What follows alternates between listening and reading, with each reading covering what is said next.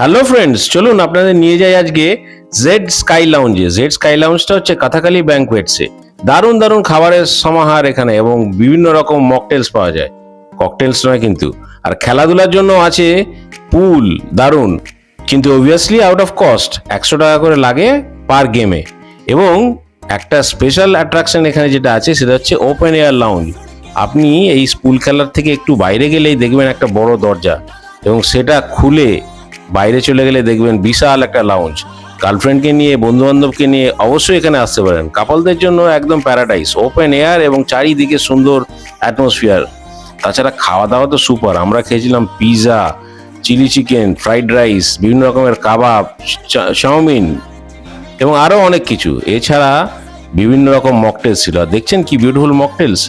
এর একটা গ্লিমস দেখলেই মনে হয় কি সুন্দর জিনিস। দারুণ দারুণ মকটেলস পাওয়া যায়। তাছাড়া ফ্রেশ লাইম সোডা এবং মশলা থামস আপ কিংবা মশলা কোল্ড ড্রিঙ্কসও পাবেনই।